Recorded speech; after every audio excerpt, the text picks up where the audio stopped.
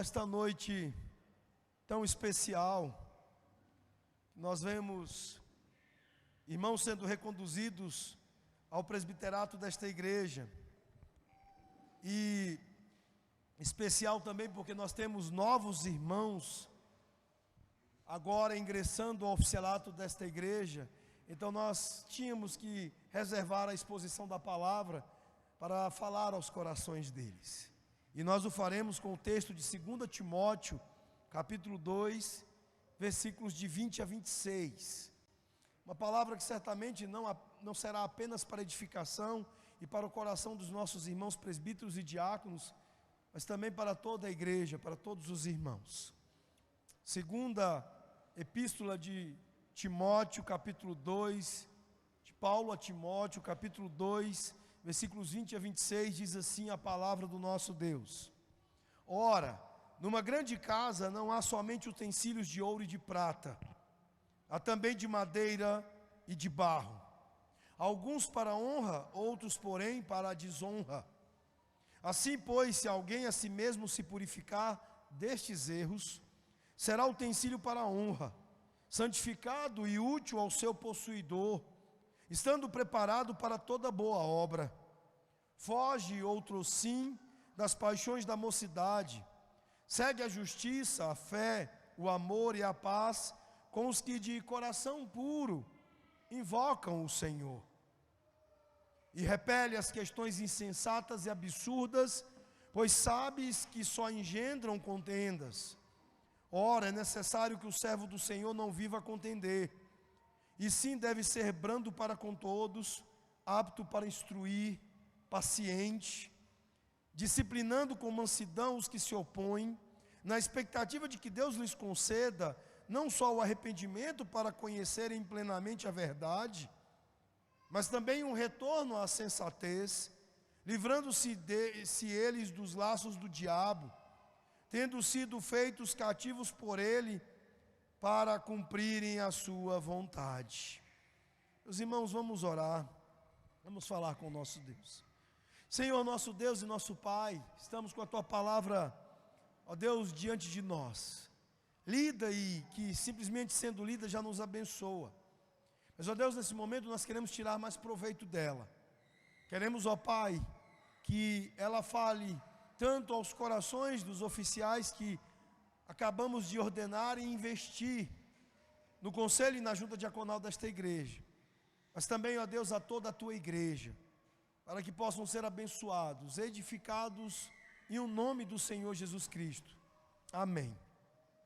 Meus irmãos, carta do apóstolo Paulo, a segunda carta do apóstolo Paulo a Timóteo, ela tem um tema central.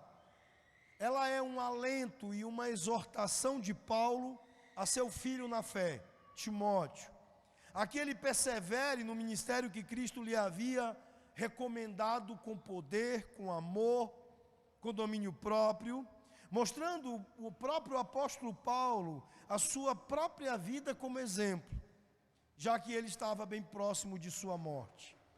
O jovem Timóteo agora está por volta dos seus 30 anos, e Paulo está já próximo da sua passagem, da sua morte. O que Timóteo deveria fazer com o evangelho que ele havia recebido? As instruções do apóstolo são para responderem a esta pergunta. Paulo, então, como um pai falando ao filho, ele na sua segunda epístola, ele estrutura nos 4 capítulos conselhos relacionados ao evangelho, que podem ser resumidos em 4 declarações a Timóteo. A primeira: guarda o evangelho. No capítulo 1, verso 14, ele diz: guarda o bom depósito, mediante o Espírito Santo que habita em nós. Timóteo também deveria sofrer pelo evangelho, como diz os versículos 3, 8 e 9 do capítulo 2. Participa dos meus sofrimentos como bom soldado de Jesus Cristo. Lembra-te de Jesus Cristo, segundo o meu evangelho, pelo qual estou sofrendo até algemas, como se fosse um malfeitor. E ele continua dizendo: Timóteo, persevera no evangelho, No capítulo 3, versículos 13 e 14, ele diz: mas os homens perversos e impostores irão de mal a pior, enganando e sendo enganados. Tu, porém, permaneces naquilo que aprendestes e de que fostes inteirado. E no capítulo 4, na quarta exortação, ele diz a Timóteo: proclama o Evangelho. Versículo 4 e 2 ele diz: conjuro-te perante Deus e Cristo Jesus, prega a palavra, insta quer seja oportuno, quer não, corrige, repreende, exorta com toda longanimidade e com doutrina. Meus irmãos, o que Paulo está orientando aqui ao jovem Timóteo ao longo destas 4 exortações da segunda epístola, e que ele intensifica numa pesada exortação, aqui nesta que selecionamos para a exposição desta noite, é que Timóteo precisava focar em 2 coisas em primeiro lugar. Ele precisava entender que ele precisava preservar a sua mente. Ele precisava olhar e entender a respeito do seu cérebro, o quanto nossa mente é facilmente contaminada. E ele precisava entender que ele era um vaso. E um vaso que também tanto poderia ser para a honra como para a desonra. Então nós podemos dizer que Paulo está resumindo a exortação nesta parte do texto em particular a cérebros e vasos.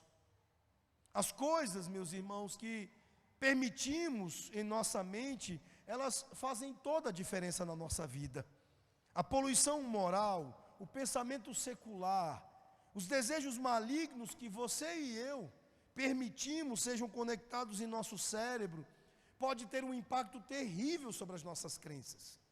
Por isso Paulo está tão preocupado com o seu jovem filho na fé, com o ministro que ele mentoreou até ali. Ele entendia que as nossas crenças, os nossos valores, os nossos motivos, as nossas prioridades de vida precisam ser protegidas, zeladas, guardadas. Quanto mais voluntariamente nós permitirmos que as ideias do mundo elas entrem em nossas mentes, o impacto mais profundo que elas podem ter em cada parte do nosso ser será um grande perigo, um terrível perigo. No texto anterior, Paulo já vinha exortando Timóteo, e ele diz que um homem piedoso, ele é como um artesão, que divide com a habilidade de um artesão corretamente a palavra da verdade. Os homens e as mulheres de Deus, eles são claros e precisos, quando são piedosos, no manejo e na aplicação da palavra de Deus. Eles usam a palavra de Deus e a manejam como artesãos, com delicadeza, com precisão, com clareza e com cuidado. Eles não usam a palavra de Deus poderosa que é, de maneira descuidada. Era essa a exortação anterior de Paulo. Agora, a partir do verso 20, que acabamos de ler, ele acrescenta uma nova ilustração aqui. Paulo, ele passa as imagens de uma casa, as imagens de um lar, para descrever o estilo de vida de um servo eficaz do Senhor Jesus. De maneira mais específica, aos nossos irmãos ordenados, àqueles que lideram e que servem como oficiais da igreja. A ilustração da casa, do lar, meus irmãos, será preciosa para vocês, para que sempre se lembrem dos cuidados que devem ter na condução do vosso ministério, do vosso ofício.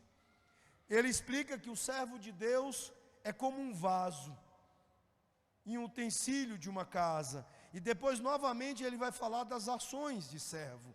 Por que Paulo ele está introduzindo uma nova figura, ainda para insistir sobre os cuidados que os seus servos precisam ter? Porque, meus irmãos, se o fundamento de Deus é sólido para as nossas vidas, nós temos dificuldade de entender a existência de charlatães dentro da igreja. Havia naquele tempo homens como Himeneu e Fileto, que eram vasos de desonra, que eram charlatões.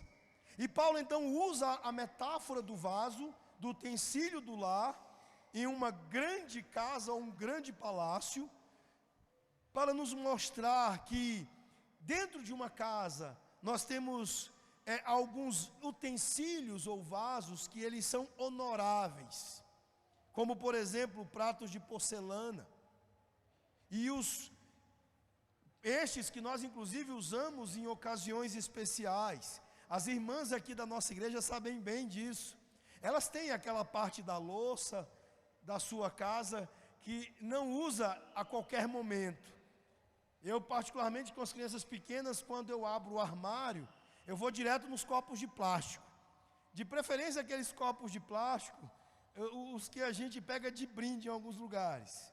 São esses que costumamos usar em situações, digamos, mais simples. Para as ocasiões especiais, nós guardamos aqueles vasos ou utensílios da casa que, digamos, são mais honoráveis, são mais preciosos. Para o uso do dia a dia, nós usamos copos de alumínio. Eu me lembro bem da minha infância, de umas xícarazinhas, acho que Sádia, Gilmar e outros irmãos aqui vão se lembrar. A gente no norte, eu não sei mais ao sul como é que era, mas a gente tinha umas xícarazinhas de café que eram quase que de ferro, né? E a gente gostava de tomar café no dia a dia naquelas xícarazinhas. Então, esta grande casa citada por Paulo, ela representa a igreja visível, onde nós temos dois tipos de líderes. Uns que são vasos honoráveis, apartados por Cristo para uma tarefa especial. Outros que são vasos desonrosos, como Himeneu e Fileto, os hereges e maus servos do Senhor, que são mencionados aqui. Vasos honoráveis são os mestres fiéis, usados pelo dono da casa. E para sermos instrumentos de honra, Paulo ele destaca algumas coisas aqui que nos farão nos afastar da semelhança com Himeneu e Fileto, com estes vasos de desonra. A primeira das coisas que Paulo recomenda a Timóteo é que é preciso ver-se limpo de toda contaminação. Veja o versículo 21. Assim, pois, se alguém a si mesmo se purifica destes erros, será utensílio para a honra, santificado e útil ao seu possuidor, estando preparado para toda boa obra. Como eu disse há pouco, com muita facilidade, nós contaminamos nossos pensamentos, a nossa mente. É preciso, meus irmãos, que a gente saiba, que a gente entenda, que mentes confusas, com falsos ensinamentos, com má doutrina, não verão a moralidade claramente. Há uma conexão direta entre doutrina impura e vida impura. Por que a igreja e a doutrina, ao longo de séculos e milênios, têm sofrido ataques? Porque a desconstrução tem sido uma necessidade tão grande, principalmente nos nossos dias, por parte da ideologia, dos movimentos progressistas que são essencialmente desconstrucionistas. Porque, meus irmãos, a doutrina pura leva-nos a uma vida pura. E obtendo uma doutrina impura, a vida impura ela será considerada normal. Por que as pessoas querem atacar tão duramente o cristianismo? Porque é o cristianismo quem traz e carrega e protege a revelação de Deus, de que fora Deus quem instituiu a família, homem e mulher. E então será o cristianismo atacado por aqueles que vivem na imoralidade, na perversidade, para que se tente, inclusive dentro do próprio cristianismo, obter uma doutrina impura, que faça concessões à vida impura. Algumas denominações estão já arrasadas, destruídas e já se tornaram verdadeiras sinagogas de Satanás, porque foi se questionando culturalmente questões claramente normativas da Escritura, como a liderança masculina, como os papéis masculino e feminino, conforme desenhados por Deus, que estas denominações primeiro começaram a ordenar mulheres ao oficialato, depois ao ministério pastoral, e hoje estão ordenando não apenas homossexuais, mas nós temos até o tal do trisal, que é, entre aspas, a suposta família formada por 3 homens, 3 mulheres. Daqui a pouco o tal do poliamor estará proporcionando oficiais para a igreja, para as sinagogas de Satanás, as falsas igrejas. Então, aqui Paulo já sabia que, para que estes homens não chegassem à condição terrível de Himeneu e Fileto, que são como os hereges dos nossos dias e tentam perverter a doutrina, ele está certo de que era necessário que Timóteo protegesse os seus pensamentos, a sua mente de doutrinas impuras. Em 1 Timóteo, capítulo 6, versículos 3 a 5, Paulo diz assim: se alguém ensina uma doutrina diferente e não concorda com o som das palavras de nosso Senhor Jesus Cristo e do ensinamento que está de acordo com a piedade, ele está inchado com vaidade e não entende nada. Você quer ouvir um homem que é vaidoso e não entende nada, meu irmão e minha irmã? Eu imagino que não. Eu imagino que vocês querem fugir daqueles que exercem o ministério, seja o ministério da palavra, o presbiterato ou o diaconato, inchado em suas vaidades. Então Paulo está dizendo que eles não entendem nada, eles não nos ajudam. Ele tem um desejo insalubre de controvérsia, ele ama brigas de palavras que produzem inveja, dissensão, calúnia, suspeitas malignas e atrito constante entre as pessoas que são depravadas na mente e privadas da verdade, imaginando que a piedade é um meio de ganho, uma forma de lucro. Meus irmãos, seguir esses tipos de líderes, esses falsos mestres ou líderes, podem fazer você naufragar na fé, naufragar na vida. Nós precisamos entender que é preciso ter todo o cuidado com aquilo que enchemos as nossas mentes. A coisa é tão perigosa, meus irmãos, que em nossos dias, dado alguns erros de relação com a doutrina, até mesmo homens que outrora eram extremamente ortodoxos e zelosos, hoje estão sendo sutilmente aos poucos fonte de ensinos errados. Nós temos vivido uma época onde a performance está acima da fidelidade. Isso tem sido um grande mal, tanto para ministros como para ovelhas. Porque ministros, mesmo alguns crentes fiéis, estão se envolvendo em algumas arapucas por causa do desejo de performance. O desejo por buscar, por exemplo, likes nas redes sociais. Reverendo Ageu nos chamava a atenção no grupo de pastores exatamente para isso.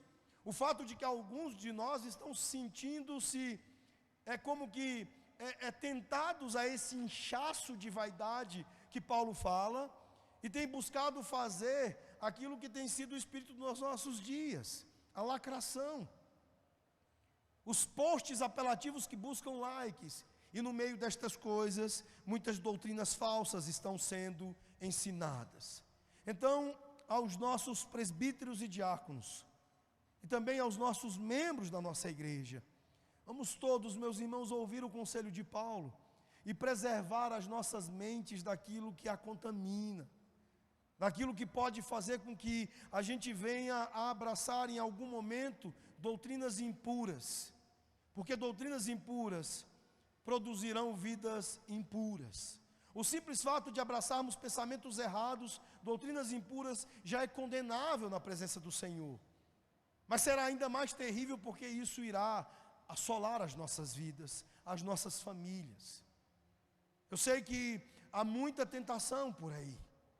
Nós temos vários tipos de ensinos humanistas com cara de sofisticação e que minam as nossas crenças, os nossos valores, a nossa fé. Cuidado, meus irmãos. Em segundo lugar, para sermos instrumentos de honra, nós precisamos fugir das paixões juvenis. Versículo 22, a primeira parte. Foge, outrossim, das paixões da mocidade. Como Timóteo, ele se limparia destas coisas? Como nós nos limpamos destas coisas contaminantes de que falamos até aqui? Paulo, ele dá exatamente o que é oposto às paixões da mocidade. Ele diz: segue a justiça, a fé, o amor e a paz com os que de coração puro invocam o Senhor. Meus irmãos, as paixões juvenis nas Escrituras, elas muitas vezes, na maior parte das vezes, são vistas como paixões sexuais desordenadas. Porém, quando nós vemos o fluxo de pensamento de Paulo, Paulo não está tendo isso aqui em mente. Não é a desordenação sexual aqui, a paixão da mocidade a que ele se refere. Ele está falando em entrar em discussões nécias, movidos pela arrogância e pela ignorância. No nosso texto, paixões aqui juvenis fazem referência a todo tipo de impulsos que nos levam a tudo que é contrário às graças ordenadas pelas epístolas, pelas cartas. Por exemplo, aqueles que desejam arrogantemente vanglória, preeminência, aplauso popular, os que são apegados à novidade, os que por conta disso acabam incorrendo em falta de bondade e impaciência com os irmãos e criando discórdias. Eu imagino que vocês já estão pensando no povo da internet, nas tretas, não é assim que chamam? As tretas da internet, uma brigaiada sem fim. Meus irmãos, Paulo, ele estava já ciente naquela época e alertando a igreja para o perigo do comportamento juvenil com a fé e com a teologia. Teologia, meus irmãos, é algo para a vida. Ela não é um parquinho de diversão, ela não é um playground. E é impressionante que desde realmente jovens bem impúberes, até homens velhos que estão mexendo com teologia, nós vemos as pessoas tratando a teologia hoje como se fosse um parquinho de diversões. Uma grande brincadeira. E tome treta, e tome briguinha na internet, discussão, coisa feia, meus irmãos. É o que Paulo está dizendo. Estas paixões da mocidade, elas são um mal para a igreja. Elas são um mal para os próprios que se dão a estas paixões. Elas não trazem o bem de nenhuma maneira. De nenhuma maneira. Elas nos alimentam a arrogância e a ignorância. E elas arrasam com a prática da bondade entre irmãos no meio do povo de Deus. Uma coisa que eu gostaria de destacar é que a gente várias vezes já esteve envolvidos nestas paixões da mocidade. Quantas vezes nós fomos ensinados, aprendemos e sucumbimos nisso, de fazer piadinha um com a denominação do outro, entre irmãos que deveriam realmente se tratarem como irmãos, porque no núcleo da fé é isso que somos. Ontem, alguns de vocês estiveram num casamento, juntamente comigo, e viram que no final do casamento, eu convidei a um ministro de outra denominação, da Assembleia de Deus, para fazer a oração final e ministrar a bênção. Meus irmãos, como estando ali naquele momento solene, eu passo a palavra para o pastor fazer uma oração ao Senhor Deus, impetrar a bênção sobre todos nós, e virando as costas eu vou ficar fazendo piadinha, como por exemplo chamar o pastor de penteca. São as paixões da mocidade que fazem a gente ser assim em muitos momentos, e eu já fui terrivelmente assim, e as graças de Deus vão nos ajudando a que, mesmo que a gente caia aqui e acolá, a gente entenda o quanto precisamos nos comprometer em fugir destas coisas, e nutrirmos a prática da bondade entre irmãos, com maturidade, fugindo das paixões da mocidade. Então ele diz aqui que há uma espécie de concupiscências que são peculiares à ardente juventude, que se inclinam ao que é contrário ao caráter cristão. Precisamos abrir os nossos olhos para estas coisas. E para manter a nossa mente pura, com uma doutrina pura, para uma vida pura, nós precisamos ter uma relação adequada com a teologia, nos relacionando com ela como homens e mulheres maduros, que ali se alimentam das graças do nosso Deus, e não para fazer da teologia um playground, um parquinho de diversão. Em terceiro lugar, para sermos instrumentos de honra, nós precisamos correr para as graças do nosso Senhor. Segunda parte do verso 22, ele diz: segue a justiça, a fé, o amor e a paz com que os de coração puro invocam o Senhor. Meus irmãos, quando você foge de alguma coisa, você pode simplesmente correr para lugar nenhum. Eu acredito que a maioria das pessoas que fogem de onça fazem isso. Simplesmente sebo nas canelas e correr para viver, né? Aqui Paulo está mandando nós fugirmos de coisas perigosas, coisas ruins, mas ele está deixando claro que nós precisamos saber para onde fugir. Não sair por aí correndo feito um louco, fugindo do que é mal, mas correndo para o que é bom. Se ele está fugindo das paixões da juventude, ele precisava correr para um lugar seguro. E então para onde ele fugiria? E Paulo então ele está dando 4 atributos positivos de um coração puro, que são os que eu mencionei agora há pouco: justiça, fé, amor e paz. Paulo ele não está sugerindo que eu e você corram atrás dessas coisas. Ele está mandando-nos correr para elas. Timóteo deveria correr para elas. Todos os outros crentes que já viveram, ouviram este conselho e deveriam correr para elas. E nós hoje precisamos correr para estas coisas. Não apenas fugir, mas para correr para estas coisas. Em primeiro lugar, ele fala de perseguir a justiça.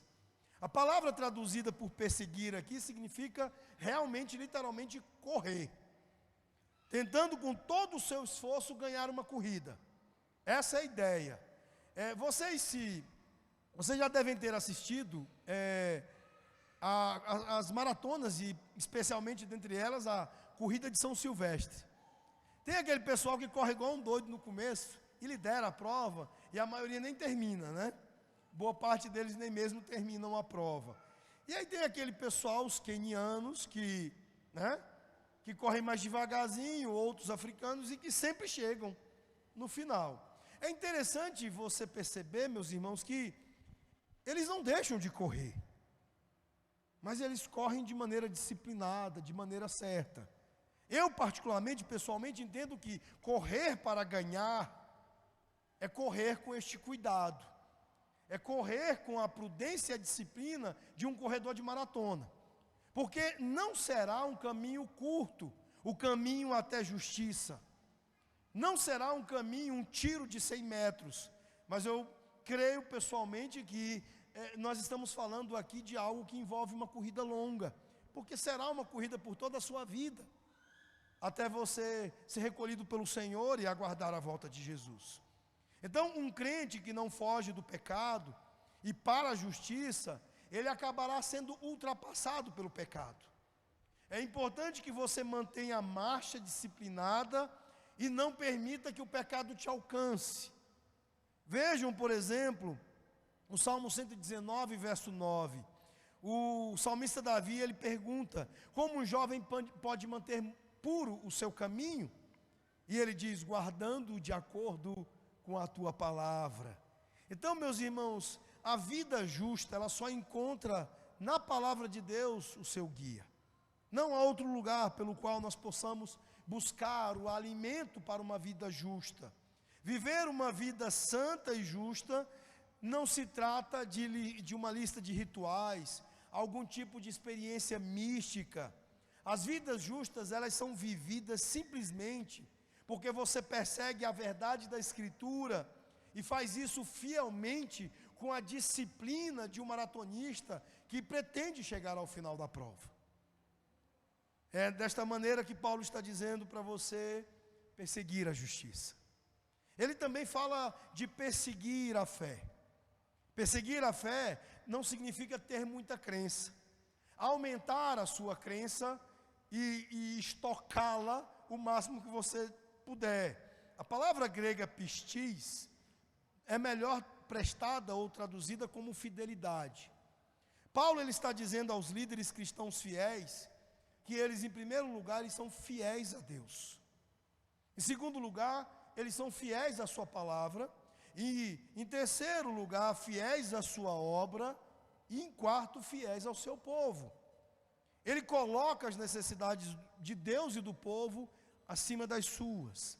E ele trabalha no melhor interesse de outras pessoas, do Senhor Deus e das pessoas, como a essência do seu próprio amor. Então nós não estamos falando de desempenho, mas de constância. Nós não estamos falando de acúmulo, mas de permanência. Estas são coisas importantes, porque na condição cultural que nós vivemos hoje, isso é muito, digamos, contracultural. Enquanto a cultura judaico-cristã do Novo Testamento, do Antigo, estão nos falando de coisas como fidelidade, como constância e permanência, nos nossos dias a ideia é de acúmulo, é de aceleração. E não é isso que Paulo está dizendo. Então, perseguir a fé é você buscar uma consistência de vida, onde você é fiel a Deus, à sua palavra, fiel ao seu povo, fiel às obras para as quais você foi chamado. Mesmo que você faça isso no ritmo de um queniano disputando uma prova de São Silvestre.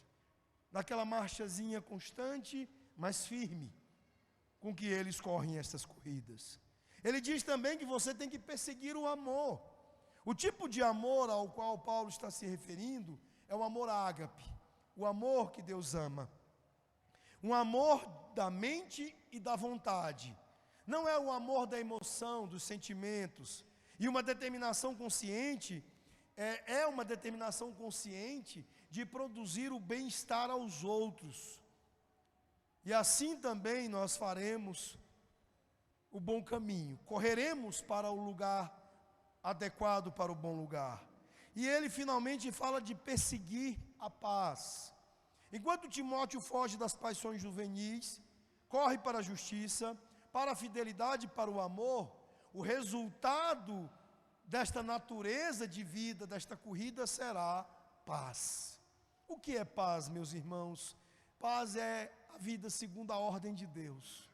As coisas conforme elas são ordenadas por Deus. Shalom não é a falta de tensões e conflitos. Você vai continuar sendo perseguido por amar a Jesus, mas você viverá numa vida ordenada por Deus. E é isso que significa paz. Então, meus irmãos, estes são os lugares para os quais Paulo espera que nós estejamos correndo, que nós estejamos buscando para que a gente possa de fato ser instrumentos, utensílios de honra, vasos de honra. E ele conclui dizendo que para sermos instrumentos de honra, e levando em conta ainda as coisas que já foram ditas, que nós precisamos fugir de discussões nécias e ignorantes. Vejam os versículos 23 e 24. E repele as questões insensatas e absurdas, pois sabes que só engendram contendas. Ora, é necessário que o servo do Senhor não viva a contender, e sim deve ser brando para com todos, apto para instruir, paciente. Meus irmãos, a última metáfora que será usada por Paulo é a de um servo ou escravo. Desta vez, Paulo está exortando Timóteo aqui a fugir do raciocínio tolo e ignorante.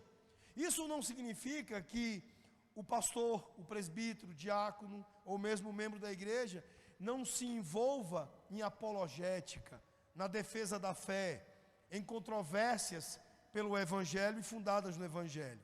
O próprio Evangelho, ele é controverso.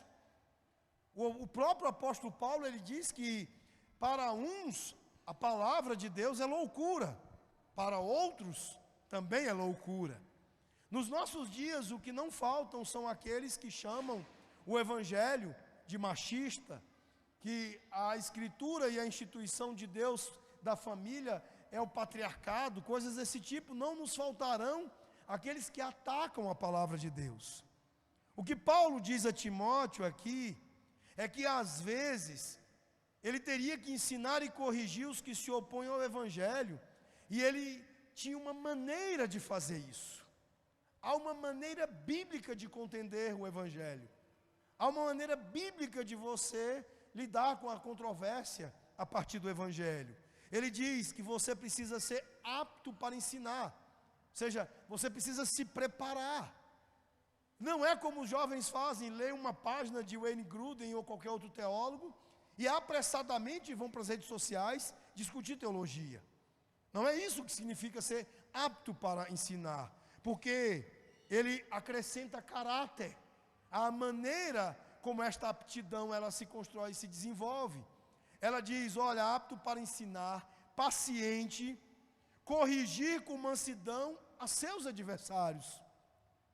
Então, a mesma ideia nós vamos também encontrar lá em Judas 3, quando, ensinando como a igreja deve contender pela fé, é dito o seguinte: amados, para o grande esforço que ele tinha de escrever sobre a nossa comum salvação, sentia a necessidade de escrever e exortá-lo a lidar com a batalha pela fé que, uma vez por todas, foi entregue aos santos. Ou seja, nós batalhamos sim pela fé, mas há uma maneira pela qual nós batalhamos. A batalha pela fé envolve o caráter e a integridade cristã, envolve paciência, envolve mansidão, envolve, por exemplo, a humildade que remove a sabedoria aos próprios olhos. Em tempos como os nossos, é ainda mais constrangedor que pastores sejam sábios aos próprios olhos ao ponto de quererem ser especialistas de tudo, inclusive e especialmente daquilo que não domina. E crentes também estarem completamente envolvidos com isso. Timóteo, meus irmãos, estava provavelmente, como eu disse, com 30 anos, quando Paulo escreveu estas palavras. Ele tinha ainda muita coisa a superar desde os tempos em que Paulo começou a lhe mentorear. Ele, por exemplo, precisava se preparar para lidar com a ameaça de ser preso, para a ameaça de possivelmente ser morto pela mensagem intransigente do Evangelho, e que ele precisava proclamar com intrepidez, extraindo da sua timidez, coragem e força para proclamar. 1 Timóteo 4,12 diz que ninguém vos despreze pela tua juventude, mas ponde os fiéis como exemplo em palavras, em conduta, em amor, na fé, em pureza. Ou seja, desde antes, quando Paulo está lhe instruindo para esses desafios enormes do ministério, ele já estava dizendo, olha, não use a sua juventude como desculpa para ser um treteiro de internet, um lacrador, coisa desse tipo. Não é porque você é jovem que você pode ter estes modos e pode justificar estes modos tolos, nécios, insensatos de contender pela fé. Porque muitas vezes, meus irmãos, nós nos escondemos na imaturidade da nossa idade, da nossa cronologia de vida para justificar as besteiras que a gente faz. E quantas besteiras nós já fizemos, quantas bobagens já fizemos. A maturidade, meus irmãos, Paulo deixou claro a Timóteo, ela pode ser vista mesmo em jovens, mesmo adolescentes cristãos podem exibir a maturidade de que Paulo está falando aqui, esta conduta que envolve amor, fé e pureza.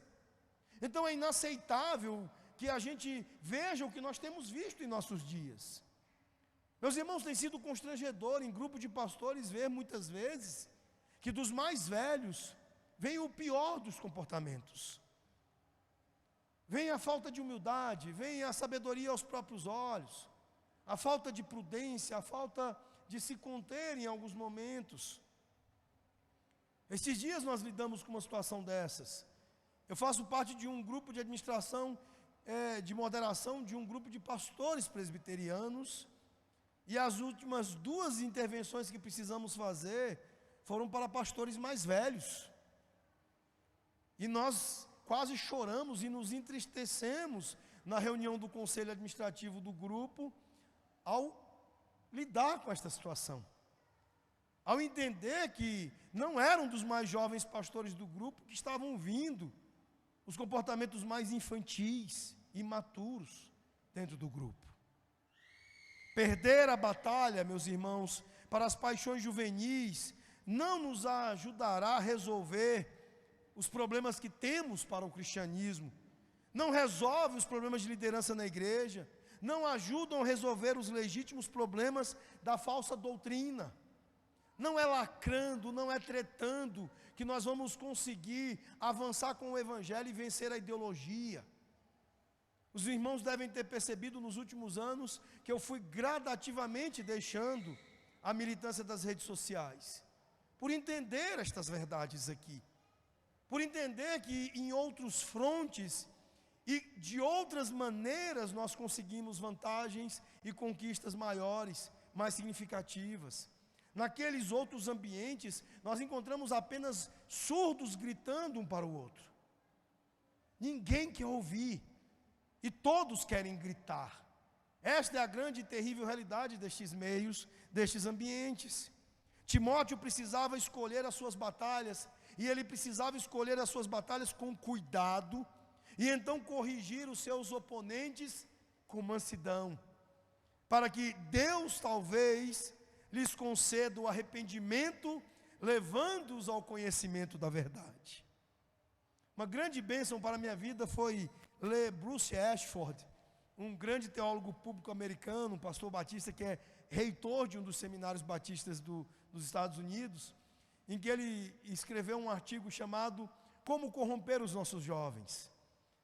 Essa é uma expressão direta a Sócrates, que foi acusado em sua época de corromper os jovens. O ensino, tanto socrático quanto agostiniano, é o da boa conversa, o da boa argumentação e bom diálogo para que você detecte falsas crenças e saiba lidar com as idolatrias dos outros de maneira mansa, de maneira piedosa. E ele, nesse artigo, ele fala precisamente sobre isso, sobre o papel decisivo que a igreja tem em nossos dias, de ser socrática.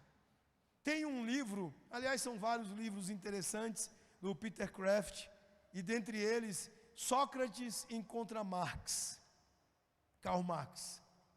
E aí então tem um diálogo ali que é apresentado supostamente de Sócrates fazendo questionamentos, conversando e fazendo várias perguntas para Marx. O livro é maravilhoso, é precioso. Se puderem, leiam-no. Vale muito a pena. E é o papel da igreja nos nossos dias. Nós muitas vezes, por conta das paixões da juventude, nós temos dado arma para o inimigo. Porque ao não exibir o caráter de Cristo, nós estamos sendo condenados por aqueles que são condenáveis e irrepreensíveis. Então, meus irmãos, como ensinar e corrigir os nossos oponentes? É aí que reside a diferença segundo o conselho de Paulo. Paulo diz, e ao servo do Senhor não convém ser briguento, mas gentil com todos, apto para ensinar, paciente, corrigindo os oponentes de maneira terna. Nós não podemos perder este ponto. William Barclay, um comentarista das Escrituras, ele diz, o servo de Deus deve disciplinar seu adversário com cortesia, como um cirurgião que detecta o local enfermo, mas nunca causando dor desnecessária, nem por um minuto, nem por um momento. Você deve amar as pessoas e não submetê-las à verdade da maneira mais difícil. Este, meus irmãos, é o conselho final de Paulo. E qual o propósito destes conselhos? Por quê? Porque ele diz aqui nos versos finais, ele diz na expectativa de que Deus lhes conceda não só o arrependimento para conhecerem plenamente a verdade, mas também o retorno à sensatez, livrando-se eles dos laços do diabo, tendo sido feitos cativos por ele, para cumprirem a sua vontade.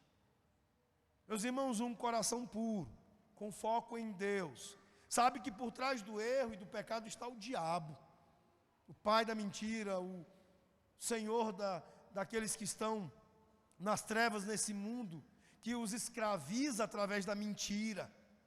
E é isso que precisamos entender por trás de todas as pessoas que estão, de muitas maneiras, envolvidas com a mentira e com o erro.